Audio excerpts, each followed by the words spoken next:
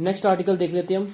तो next article है हमारा basically carbon capture utilisation and storage के बारे में पढ़ लेते हैं। ठीक है, डीडीटी तक हमने कर दिया था। ठीक है, तो नेक्स्ट आर्टिकल हमारा carbon capture utilisation and storage के बारे में अगर हम देखें तो बेसिकली यहाँ पे यही बोला गया है कि न्यूज़ क्या है, न्यूज़ यही है कि नीति आयोग जो है नीति आयोग ने एक रिपोर्ट जो है वो रिलीज की है। ठीक है, और उस रिपोर्ट का जो टाइटल है वो क्या है, carbon capture utilisation and storage. तो देखो बेसिकली नाम से ही आपको पता चल रहा है कार्बन जो है उसको कैप्चर किया जाएगा। ठीक है, तो कैप्चर करके कार्बन को फिर स्टोर किया जाएगा। ठीक है, फिर स्टोर करने के बाद आप स्टोर करने के बाद फिर उसी कार्बन का यूटिलाइजेशन करोगे इसका। ठीक है, तो बेसिकली देखो क्या न्यूज़ है। बेसिकली हम देख रहे हैं कि कितनी सारी इंडस्ट्रीज हैं, जैसे वो स्टील इंडस्ट्रीज देख लो, सीमेंट इंडस्ट्रीज देख लो, फर्टिलाइजर्स देख लो, फर्टिलाइजर्स की इंडस्ट्रीज होगी। ठीक है, ऑयल गैस, ये सारे सेक्टर में देखो ये पोल्यूशन वगैरह क्रिएट करती है। अच्छा खासा कार्बन डाइऑक्साइड जो है वो रिलीज होता है। तो हम नहीं चाहते कि कार्बन डाइऑक्साइड जो है वो रिलीज हो। इवन कि हम लोग डिफॉरेस्टेशन कितना ज़्यादा कर रहे हैं, जिससे कि जो कार्बन सिक्वेस्ट्रेशन का जो एक कैरेक्टरिस्टिक या फीचर होता है हमारे ट्रीज के अंदर, वो सब खत्म कर रहे हैं हम। ठीक है, क्योंकि कार्बन सिक्वेस्ट्रेशन क्या करता है, ये बेसिकली ट्रीज जो होते हैं वो अब्जॉर्ब करते हैं, सिंक करते हैं कार्बन डाइऑक्साइड का। ठीक है, तो वो अब्जॉर्ब करते हैं, उसी प्रोसेस को हम बोलते हैं कार्बन सिक्वेस्ट्रेशन। तो उसकी हमें कमी देखने को मिलेगी जब ट्रीज की डिफॉरेस्टेशन अगर की जाएगी तो वही चीज़ है। एक तो हम डिफॉरेस्टेशन कर रहे हैं और ऊपर से ये स्टील इंडस्ट्री, सीमेंट इंडस्ट्रीज जो है ये कार्बन डाइऑक्साइड की एमिशन भी कर रही है। तो हम नहीं चाहते कि कार्बन डाइऑक्साइड जो है वो हमारे एटमॉस्फेयर में रहे। अगर रहेगा तो ऑब्वियस सी बात है ग्लोबल वार्मिंग जो है वो देखने को मिल सकती है। ठीक है, तो बेसिकली यहाँ पे यही चीज़ बोली जा रही है कि क्या किया जाएगा, ये जो कार्बन डाइऑक्साइड है इसको कैप्चर किया जाएगा, तभी कार्बन कैप्चर हुआ। यानी कि कार्बन डाइऑक्साइड को हम कैप्चर करेंगे, कर दिया कैप्चर। ठीक है, अब उसके बाद क्या किया जाएगा, कैप्चर करने के बाद उसी कार्बन डाइऑक्साइड को फिर हमारे पास कुछ मतलब कि इंस्ट्रूमेंट्स होंगे। ठीक है, उस इंस्ट्रूमेंट्स के बेसिस में हम क्या करेंगे, उसको हीट करके, जिससे कि हम उसको कार्बन को जो है कार्बन डाइऑक्साइड से सेपरेट कर देंगे। अब सेपरेट कर दिया। ठीक है, अब सेपरेट करने के बाद हम उसको स्टोर कर देते हैं, यही कोई अंडरग्राउंड उसको स्टोर कर देते हैं। ठीक है, तो अब हमने स्टोर भी कर दिया, लेकिन अब स्टोर करने के बाद हम करेंगे क्या, हमारे लिए तो ऐसे वेस्टेज ही रहा अगर स्टोर भी कर देते हैं उसको अंडरग्राउंड में।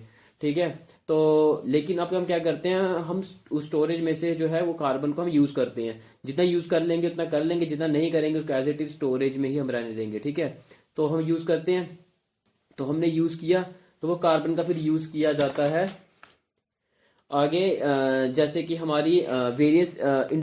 ठीक है, तो वही चीज़ हुई कि मतलब कि कार्बन का फिर जो यूजेज किया जाएगा इन इंडस्ट्रीज के द्वारा। ठीक है, तो ये था बेसिकली, यही तभी बोला इसको कार्बन को कैप्चर किया गया। ठीक है, उसकी कैप्चर किया गया, स्टोरेज की गई, यूटिलाइजेशन हुई है। तो वही देखो टारगेट जो हमने सेट किया वही देखा, कार्बन डाइऑक्साइड जो एमिशन जो है हमें वो वैसे भी रिड्यूस करनी है। 2050 तक हमें आधी तक लेकर आनी है कार्बन डाइऑक्साइड, जितनी अभी एमिशन अभी कर रहे हैं इसका आधे तक हमें लेकर आना है। और वही 3 स्टेप प्रोसेस है, वही कैप्चर करो पहले कार्बन डाइऑक्साइड को। ठीक है, जो भी प्रोड्यूस हुई है हमारे एटमॉस्फेयर में, तो वो कैप्चर करो, कैप्चर करने का उसको कन्वर्ट कर दो कार्बन में। ठीक है, उसके बाद उसको ट्रांसपोर्ट कर दो। ठीक है, वही कैप्चर जो कार्बन डाइऑक्साइड है उसको ट्रांसपोर्ट कर देंगे कि कार्बन को फिर हम ट्रांसपोर्ट करते हैं, उसको फिर स्टोरेज कर देते हैं अंडरग्राउंड में। लेकिन स्टोरेज करके हम करेंगे क्या, उसी का ही हम यूटिलाइज करते हैं। हमारी कई इंडस्ट्रीज को कार्बन चाहिए होता है, उसका यूटिलाइज करेंगे। ठीक है, तो वही चीज़ हो गया बेसिकली। ठीक है, तो वही देखा हमने कि फिर हम बात करते हैं नेक्स्ट टॉपिक, नेक्स्ट आर्टिकल हमारा वेट लीजिंग ऑफ एयरक्राफ्ट। तो बेसिकली इसमें यही बोला गया है, न्यूज़ ये निकल कर आई है कि हमारी जो सिविल एविएशन मिनिस्ट्री है तो उन्होंने बेसिकली ये चीज़ बोली है कि हमें जो हमारा एयर ट्रैफिक जो है वो बहुत ही ज़्यादा, इंटरनेशनल एयर ट्रैफिक बहुत ही ज़्यादा जो है वो हो चुका हुआ है, तो हमें अपने प्लेन्स जो हैं थोड़े बढ़ाने पड़ेंगे। तो इसलिए अब जो हमारी इंडियन एयरलाइन है वो क्या करेगी, वाइड बॉडी प्लेन्स जो हैं वो बेसिकली खरीदेगी। वाइड बॉडी प्लेन मतलब कि बड़े बड़े प्लेन्स जो हैं वो खरीदेगी हमारी इंडियन एयरलाइंस। ठीक है, तो हम यहाँ बोलेंगे सही रहेगा हमारे लिए बोलना, खरीदेगी नहीं, बेसिकली वो रेंट पे लेगी, लीज पे लेगी। क्योंकि खरीद के वो करेंगे क्या, खरीद भी लेंगे तो बाद में क्या होता है, ट्रैफिक बढ़ जाती है। तो ट्रैफिक बढ़ने के बाद जो है फिर वो थोड़ी बहुत ही जो है एयरप्लेन्स की जो है वो सीट्स वगैरह बढ़ानी पड़ती हैं। ठीक है ना, तो इसलिए वो फिर जो है उनके लिए तो वो बेकार हो जाएगा अगर कम सीट्स वाला होगा। तो बेसिकली वही चीज़ है, तो वो खरीदते नहीं है। बेसिकली इंडियन एयरलाइन क्या करेगी, ये लीज पे जो है वो लेती है। और जब वो ये एयरप्लेन्स को जब वो लीज पे लेती है, ठीक है, तो उसको रेंट पे लेती है, ठीक है। तो रेंट पे दो तरह से लिया जाता है। एक होता है हमारा वेट लीजिंग, एक होता है हमारा ड्राई लीजिंग। अब वेट लीजिंग और ड्राई लीजिंग क्या है वो देखते हैं, लेकिन उससे पहले मैं ये बता दूं, न्यूज़ में यही बोला है कि जो एयरप्लेन्स को मतलब कि लिया जाएगा, रेंट पे लिया जाएगा, लीज पे लिया जाएगा, वो 1 साल के लिए लिया जाएगा। ठीक है। तो 1 साल का कॉन्ट्रैक्ट खत्म हो जाएगा। तो वही, ताकि मीट कर सके जो हमारा बड़ा ज़्यादा ट्रैफिक है, इंटरनेशनल ट्रैफिक, उससे हम थोड़ा बहुत मीट कर सकें इंटरनेशनल एयर ट्रैफिक से।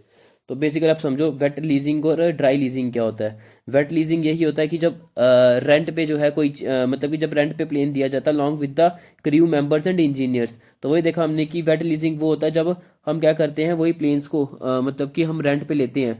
ठीक है। हम रेंट पे लेते हैं और साथ हम क्रू मेंबर्स भी लेते हैं। ठीक है। जिससे हमने प्लेन लिया उससे हम क्रू मेंबर्स भी लेंगे और इंजीनियर्स भी लेंगे। ठीक है। जो प्लेन चलाने के लिए और उसकी मेंटेनेंस के लिए चाहिए हमें। ठीक है। लेकिन ड्राई लीजिंग में क्या होता है, सिर्फ हम प्लेन जो एयरक्राफ्ट है उसी को ही रेंट पे लेते हैं, बाकी क्रू मेंबर हमारे अपने होते हैं, इंजीनियर्स अपने होते हैं। ठीक है। तो ये बेसिकली डिफरेंस था हमारे वेट लीजिंग और ड्राई लीजिंग में। फिर हम बात करते हैं कि, लेकिन अगर हम बात करें वेट लीजिंग, हमारी जो डीजीसीआई जो है, ठीक है, डायरेक्टर जनरल ऑफ यही सिविल एविएशन, तो वो बेसिकली जो है इस चीज़ को अप्रूव नहीं करती, इस चीज़ को इनकरेज नहीं करती, वेलकम नहीं करती। वो क्यों? क्योंकि यही है कि ये जो हमारे क्रू मेंबर्स हैं वो बाहर से आ रहे हैं, हमारे इंडियन अथॉरिटीज़ ने तो उनको अप्रूव नहीं किया हुआ ना, तो इसलिए इसको इनकरेज नहीं करती। दूसरी चीज़ ये है कि वो इसलिए इनकरेज नहीं करती, इसलिए उसका वेलकम नहीं करती वेट लीजिंग का, क्योंकि वेट लीजिंग जो है वो शॉर्ट टर्म के लिए, थोड़ी देर के लिए है, फिर उसके बाद फिर वही एयरप्लेन जो है वापस चले जाएंगे। ठीक है। जिनसे हमने लिए हैं, और साथ में शॉर्ट टर्म के लिए है, और साथ में ये देखो ये एक्सपेंसिव भी बहुत ज़्यादा होता है। ठीक है। बड़ा महंगा होता है, इसलिए इस चीज़ का जो है वो इनकरेज नहीं करती डीजीसीए। अब नेक्स्ट देख लो। नेक्स्ट आर्टिकल हमारा एक्सरसाइज हरी माऊ शक्ति के बारे में। तो बस इसमें यही याद रखो कि हमारी जॉइंट मिलिट्री एक्सरसाइज होती है इंडिया और मलेशिया की मिलिट्री के बीच में। ठीक है। और बेसिकली इस बार जो है वो कहाँ हो रही है, जगह का नाम याद रखो, यही पुलाई कुलांग मलेशिया। ठीक है। मलेशिया में एक जगह कोई पड़ती है इस नाम की, यहाँ बेसिकली एक्सरसाइज जो है कंडक्ट हो रही है। ठीक है। नेक्स्ट न्यूज़ देखो। नेक्स्ट आर्टिकल हमारा semi automated of side technology. ठीक है। ये बेसिकली जो न्यूज़ है इसमें बस ये टेक्नोलॉजी ही समझने वाली है, वही समझो आप। ठीक है। बाकी न्यूज़ इतनी कुछ खास नहीं है, बस यही टेक्नोलॉजी के बारे में समझो, यही इंपॉर्टेंट है। बेसिकली अब देखो, आपको पता है फीफा वर्ल्ड कप जो है वो फीफा जो फुटबॉल हमारा फीफा वर्ल्ड कप जो है बेसिकली जो हमारा इस समय जो है वो हो रहा है। ठीक है। Football world cup. तो बेसिकली हम ये बोलेंगे कि ये टेक्नोलॉजी जिसकी शॉर्ट फॉर्म क्या है, SAOT, यानी कि सेमी ऑटोमेटेड यही ऑफ साइड टेक्नोलॉजी। तो बेसिकली देखो एग्जांपल से समझो, ये सपोज करो 1 और 2 जो मैंने लिखा हुआ ये टीम 1 के 2 प्लेयर्स हैं। ठीक है। और जो मैंने 3 4 5 लिखा हुआ ये बेसिकली टीम 2 के प्लेयर्स हैं। ठीक है। तो ये आपस में क्या खेल रहे हैं, फुटबॉल खेल रहे हैं। ठीक है। और ये जो मैंने शेडेड रीजन बनाया हुआ है ये बेसिकली जो है गोल वाली साइड है, और जो 5 वाला बंदा है ये टीम 2 का ही बंदा अपना है, इनका वो गोल वाली साइड जो है वो डिफेंड करने के लिए खड़ा हुआ है। ठीक है। तो अब देखो, अब क्या होता है, अब ये जो 1 है ना, वो क्या करता है, फुटबॉल पास करता है अपने प्लेयर को, यानी कि अपने प्लेयर का 1 वाले का कौन है, 2 है, तो 2 के पास अपना फुटबॉल बेचता है। लेकिन 3 जो है ना, 3 जो है वो 2 के पीछे नहीं होना चाहिए। ठीक है। अगर 3 2 के पीछे होगा ना, जैसे मैंने यहाँ बनाया हुआ 3 पीछे है 2 के, यानी कि 5 के पास है, तो ये होगा हमारा ऑफ साइड गोल हो जाएगा। क्यों? क्योंकि 3 जो है उसके पास ही उसका बंदा अपना है 5वां, तो 5 वाले को फेंकेगा 3 वाला, तो सीधे 5 वाला गोल कर देगा। ठीक है। तो ये बेसिकली हो गया। तो इसलिए बेसिकली हम ये बोलेंगे कि ये ऑफ साइड गोल हो गया, तो ये चीज़ नहीं होनी चाहिए। ऑन साइड गोल मतलब ये हुआ। अब देखो ये ऑन साइड गोल वाला देखो, ऑन साइड गोल होना चाहिए। ये देखो 1 ने फुटबॉल फेंका 2 के पास, लेकिन 3 जो दूसरी टीम का प्लेयर था या 4 था वो 2 के आगे है।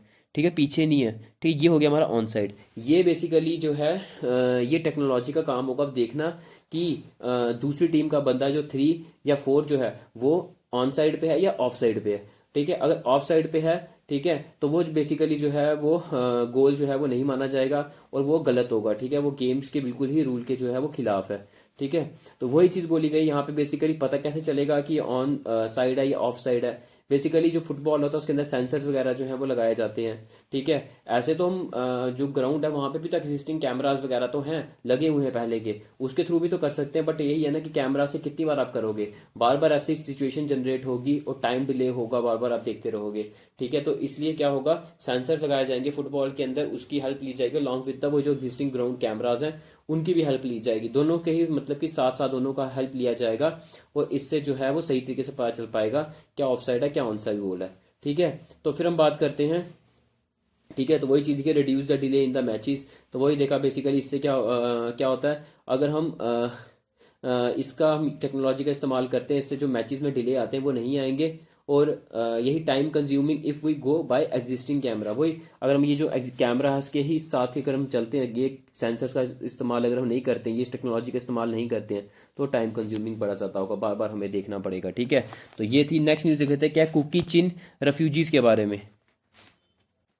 तो नेक्स्ट न्यूज़ देख लेते हैं हमारी, यही कुकी चीन रेफ्यूजीज़ के बारे में। तो बेसिकली ये न्यूज़ क्यों आई है, देखते हैं उसके बारे में। तो देखो बेसिकली क्या है,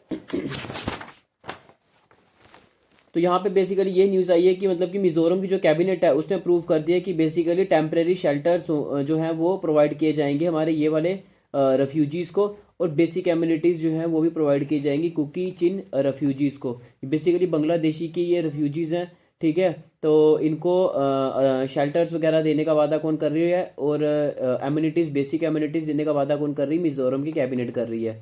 अच्छा, तो बेसिकली इसलिए इनको ये चीज़ की जा रही है क्योंकि कुकी चिन रेफ्यूजीज जो है बांग्लादेश के, ये बिल्कुल सिमिलैरिटीज शो करते हैं हमारे मिजोरम के जो मीजोस पीपल हैं बेसिकली उनके साथ। ठीक है। और ये भी याद रखना, कुकी चिन रेफ्यूजीज को जो है वो जो पीपल भी बोला जाता है। और हम ये बोलेंगे कि ये बेसिकली बांग्लादेश में सेटल है, कहाँ पे, चिटागोंग नाम की जगह पे। ठीक है। अच्छा जी, अब नेक्स्ट आर्टिकल देख लो मीजल्स के बारे में। मुंबई में इसके केसेस बढ़ते नजर आए हैं। ठीक है। तो सर्च देखने को मिला अच्छा खासा में मीजल्स का। तो बेसिकली एक रूबियोला वायरस जो है उसके कारण मीजल्स होता है, और बेसिकली रेस्पिरेटरी ट्रैक को जो है उसको इन्फेक्ट करता है, और ये जनरली ह्यूमन में ही देखने को मिलता है, ना कि एनिमल्स में। ठीक है। तो ह्यूमंस को ही बेसिकली ये अफेक्ट करता है।